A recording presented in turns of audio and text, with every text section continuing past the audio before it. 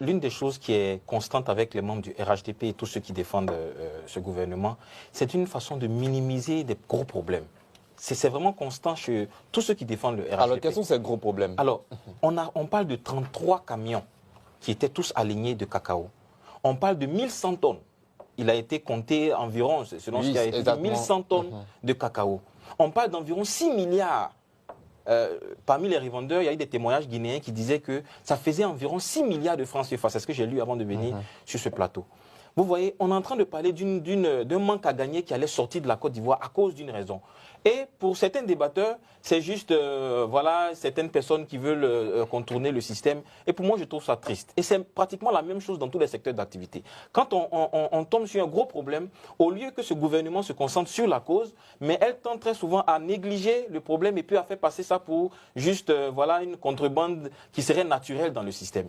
Je dis et je répète, c'est une très mauvaise gestion de la filière café-cacao qui pousse les cacaoculteurs à aller à l'extérieur. Quand vous savez qu'on vend votre cacao, vous qui êtes le premier producteur, vous qui êtes le premier producteur au monde de ce cacao, quand vous savez qu'on vend ce cacao-là à 3 000 francs en Guinée, quand vous savez qu'on vend ce cacao-là à plus de 4 000 francs à l'international, mais comment vous pouvez concevoir qu'avec cette flambée-là, le gouvernement accepte de donner 1 800 francs à cette population?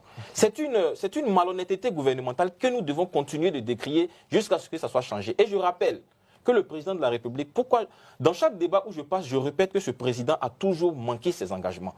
Tous les engagements qu'il a pris en 2012, il a pris un engagement de fournir aux cacaoculteurs 60% du prix CAF. Aujourd'hui, les 1 800 francs ne respectent pas les 60% du prix CAF. Est-ce que ce président-là, on devrait croire encore ce gouvernement? Est-ce que M. Adjoumani qui passe sur les antennes de RFI pour dire qu'on veut protéger les cacaoculteurs, on veut pérenniser la culture, est-ce que c'est cette façon-là de pérenniser la culture en tuant les cacaoculteurs? Vous parlez du ministre de l'Agriculture, Le ministre de l'Agriculture, bien entendu. Donc pour moi, c'est une façon de tuer la cacaoculture en Côte d'Ivoire. C'est une façon de dire aux cacaoculteurs, vous produisez quelque chose qui est en flambée mondiale. On sait tous que c'est en flambée mondiale. Avant de venir sur ce plateau, j'ai consulté. Vous savez que le prix est fixé quotidiennement à la bourse de Londres et à la bourse de New York. J'ai consulté le prix aujourd'hui. On est autour de 8 281 $ par kilo. Pardon, par tonne. 8 281 $ par tonne. Quand vous faites le calcul, on est autour de, je crois, 4 000, en tout cas à l'international, on est autour de 4 000 ou 6 000 francs CFA par kilogramme.